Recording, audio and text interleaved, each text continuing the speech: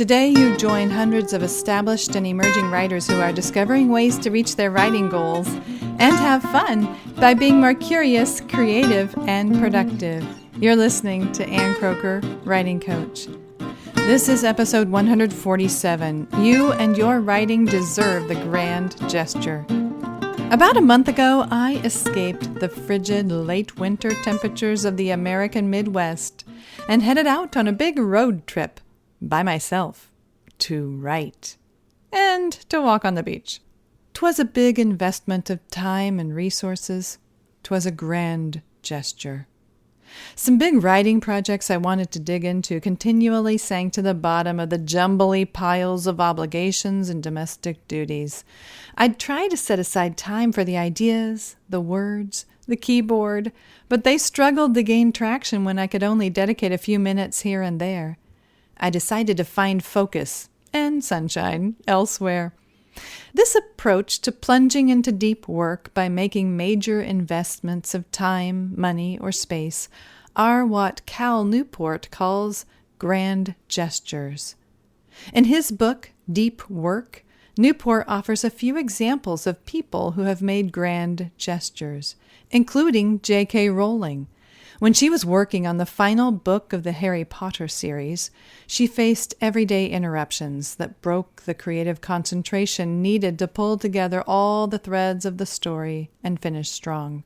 So she decided to step away from home, where the doorbell would ring and the dogs would bark. She checked into a room in the 5-star Balmoral Hotel at $1,000 a night.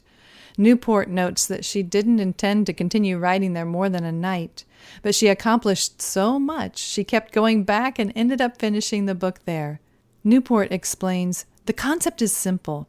By leveraging a radical change to your normal environment, coupled perhaps with a significant investment of effort or money, all dedicated towards supporting a deep work task, you increase the perceived importance of the task. This boost in importance reduces your mind's instinct to procrastinate and delivers an injection of motivation and energy." Let me assure you, I wasn't staying in anything close to the Balmoral Hotel for my grand gesture, but it was certainly a radical change from my normal environment and required a significant investment of effort. My tasks did indeed take on greater importance, and I sat on the balcony with my laptop and tapped out the ideas and words that got my projects either significantly underway or completed. And I walked on the beach in the sun.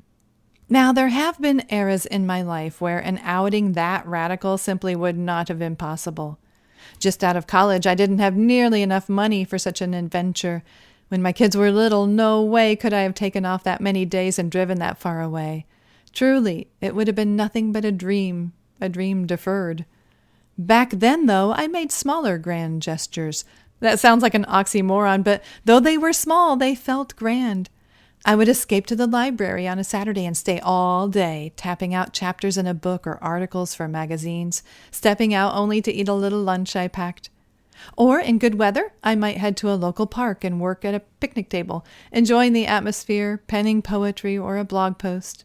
Sure, I'd love to have escaped to a more inspiring locale, but I settled for a less grand alternative. It got me away from my distracting dining room table. With some creativity, I still managed to gain focus and get her done. The goal, I believe, is to find ways to convince yourself that this project you're working on is worth it. It's worth the time. It's worth the effort. Even a less dramatic grand gesture tells the brain to stop procrastinating and do the work. One of my clients drove her RV to a beautiful campground and stayed the weekend to finish 3 chapters in her book. She nailed it. All 3 chapters complete. My friend and co-author Charity Singleton Craig booked a room for several days at a state park lodge to complete some of her projects, and she got it all done. An acquaintance rented a local bed and breakfast located a few blocks from her house just to escape her domestic setting and dig in to complete her manuscripts, and it worked every time.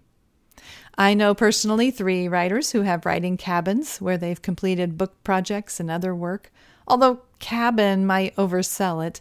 Their spaces aren't much more than a basic shed ordered from a home and garden store and delivered to their backyard. One person took over an existing space that the previous owners used as a greenhouse and gardening shed. A few years ago, my first truly grand gesture was to discuss as a family the possibility of my taking over the dining room for my dedicated writing space, my office. To agree that my work as a writer was important enough to provide me with a space all my own, that was a big deal. I knew I'd have to focus and finish the book I was working on. I'd take my writing seriously because my family was taking my writing seriously, offering me that otherwise shared communal space. If you're struggling to get to your project, if you find you're procrastinating and it's always dropping to the bottom of your to-do list, invent a grand gesture. It says to your loved ones, the work is worth it. It tells everyone, yourself included, that you, the writer, are worth it. Design your grand gesture, then go get her done. I'm Ann Croker, cheering you on as a writing coach in your ear, everywhere we may meet, at my website, on Facebook, Twitter, Instagram, in your inbox, here on this podcast, or even in person. I'm always looking for ideas to share with you that will help you achieve your writing goals and have fun by being more curious, creative, and productive. Thank you for listening.